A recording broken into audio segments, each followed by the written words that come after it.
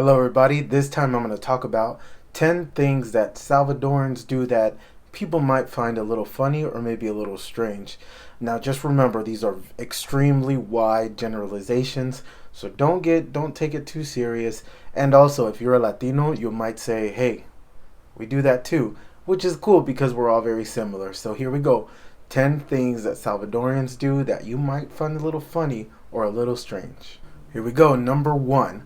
Pupusas are like sacred to us.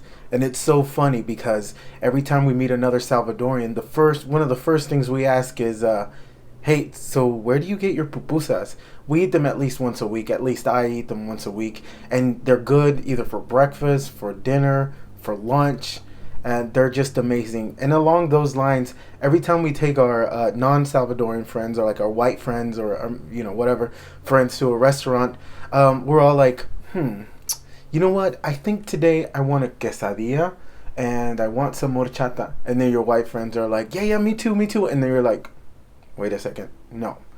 Quesadilla is not what you think. It's actually like a corn cheese bread, and horchata is not made from rice.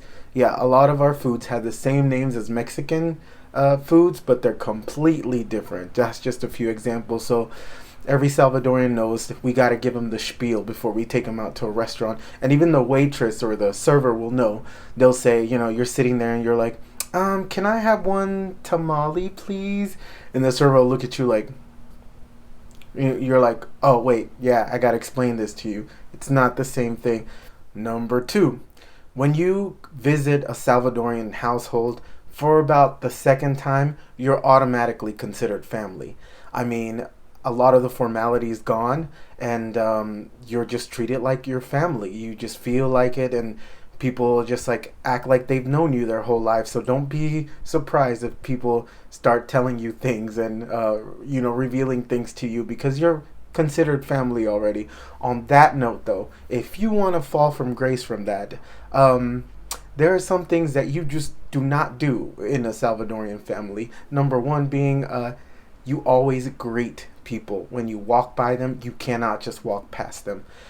When I would bring my friends home from school, I would tell them, if you walk past my parents, or at least the first time, you go over there, you greet them. That means not just saying hi, going to there, shaking their hands, and if it's a male female thing, you give them a kiss. Going to family reunions, we gotta kiss everybody in there, and it takes so long, but you have to do it. And if you don't, your tia is gonna be like, ¿Qué? ¿Que dormí con vos o qué? You have to do it. Number 2 is going into rooms uninvited. You don't do that. They see that as very intrusive. And the worst one you could possibly do is open the refrigerator without being asked or giving permission. I would have to tell my friends this all the time. It's like, do not open the refrigerator door, because they would think that you are the most intrusive, most rude child in the entire world. Which brings me to my number 3. If you visit a Salvadoran household, they will always ask you if you need something to drink, or if there's food around, they're going to offer you some food. If you want to get on their good side, yeah, I would take, the drink or the food.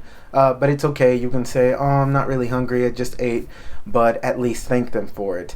But on the flip side, this is how you know they don't want you there. Because Latinos or Salvadorians are like the Southerners of like the Latinos.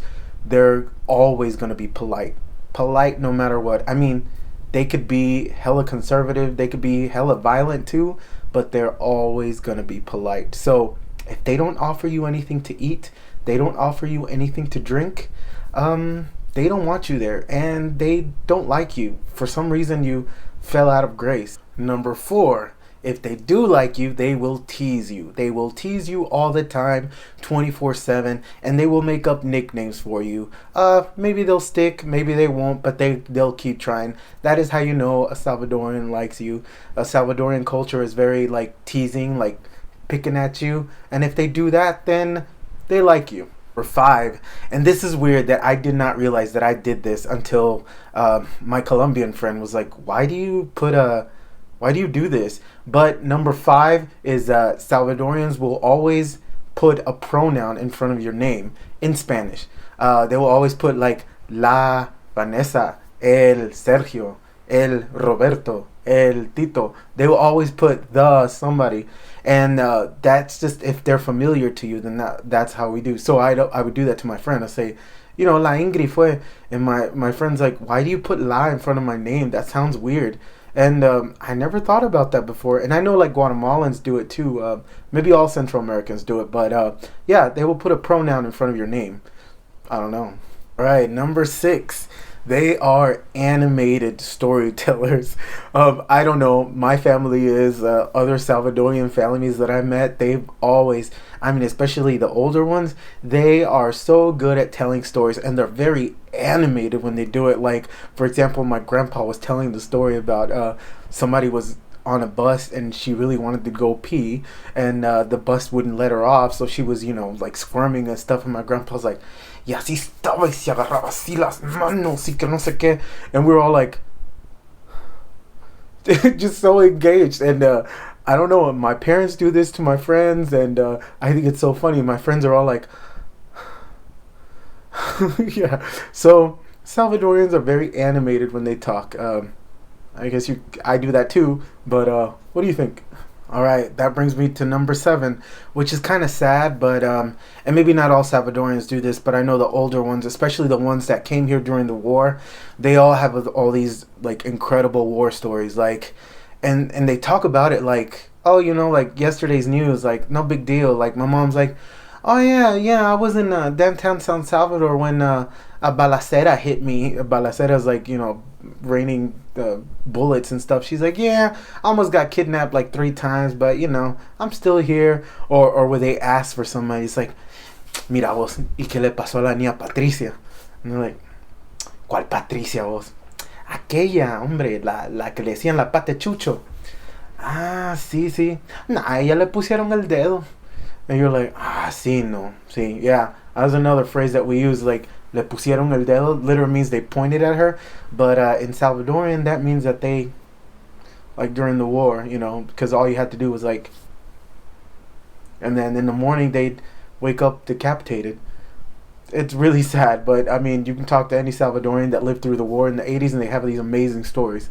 All right, and of course, none of these stories would be complete without our sound effects that we make. So number 8, all these weird sound effects that they make when they're telling stories, like ha,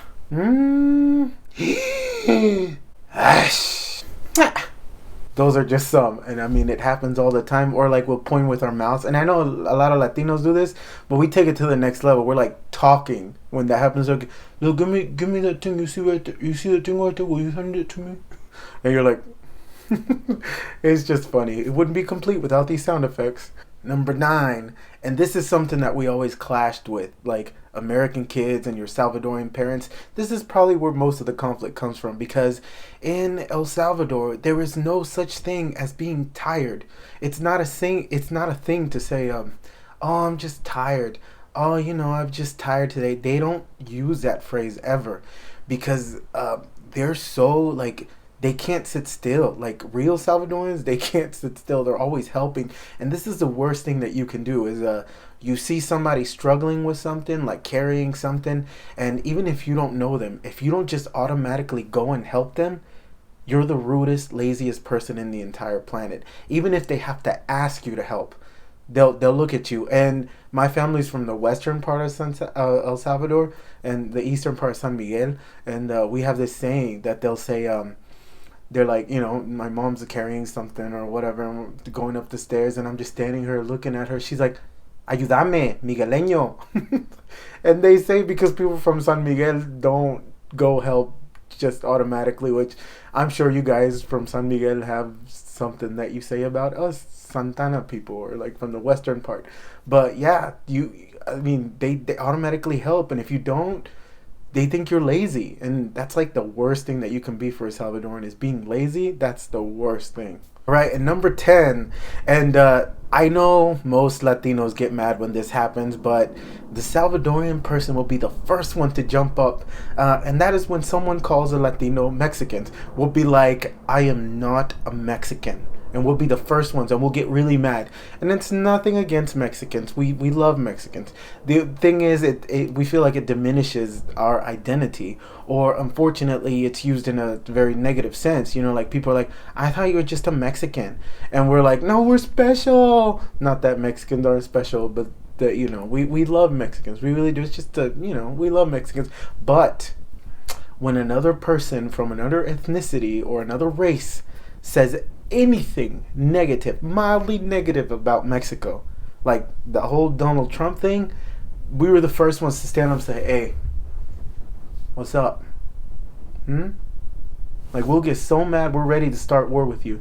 People are like, "Well, I thought you weren't Mexican." And I'm like, "Hey, you know what? Today we're all Mexicans." So we're like the first ones right there. I mean, our Mexican brothers and sisters. So anyways, I hope you enjoyed this video.